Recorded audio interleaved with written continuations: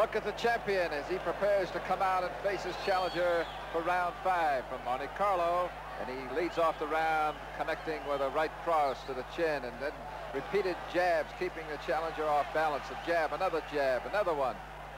The fight relatively even now, as Monzon has taken the best that Valdez had to offer, taken his charge, and is now making him pay the price, and now he's taking advantage. He is becoming the aggressor, and Valdez fights going back, which is not as good for him as the previous 2 rounds when he was coming forward, although he was taking a terrific beating as he was coming in. Just hang in at long range with Monzon with those long arms, and you find yourself getting hit by punches that seem to come from outer space. He has such long arms. It's an incredible experience to face Monzon in the ring. He's much faster than it looks on the screen. Well, those long arms coupled with that height advantage, distinct height advantage, as you can see from Monzon, the champion, certainly to his advantage. And his perfect conditioning. I don't think I've ever seen Carlos Monzon, and I've seen him dozens of times, come into a fight without being perfectly conditioned. He doesn't seem to have an ounce of flab on him. He has this thin, muscular body, like a tight coil spring, and he lets it fly from all angles. He's willing to fight 3 minutes of every round.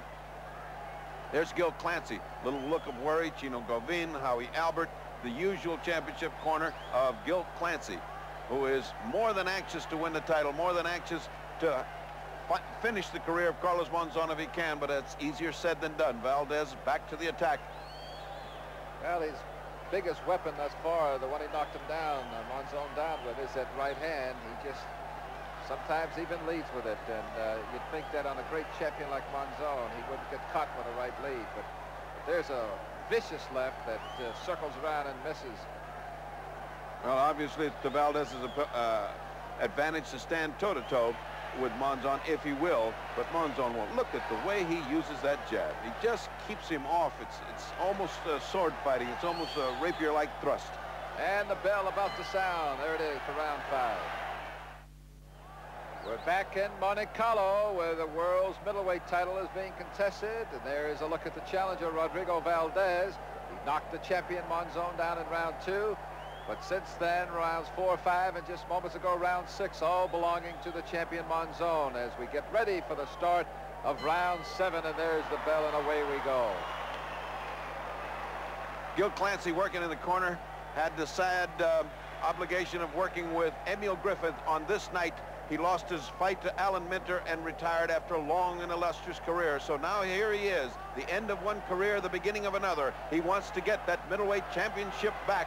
Gil Clancy has a championship habit, and Rodrigo Valdez wants to get it back for him. Would like to be another Emil Griffin for Gil Clancy, but he's got one little problem in front of him, and that problem is Carlos Monzon, who has been coming on in the last 2 rounds. His jab cooking, everything working for Monzon. Nothing working for Rodrigo Valdez as it had in the first 2 or 3 rounds. Oh, that overhand right, he almost put it on. I think he bloodied the nose of Carlos Monzon. Is that a little bit of blood I see there?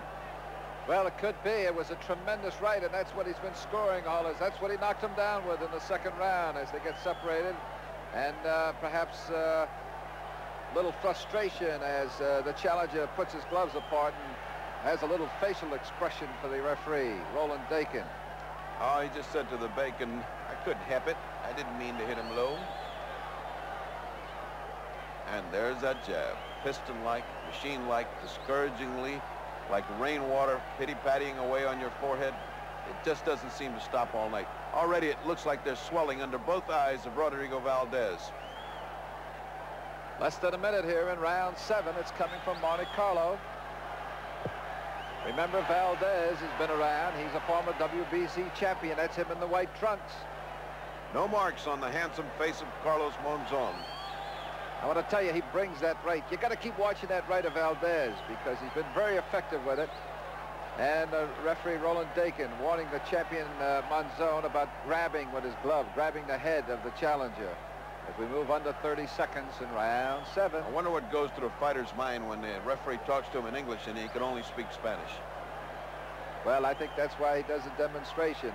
Valdez coming in, walks into a right uppercut, but then counter punches as the bell is about to sound for round 7.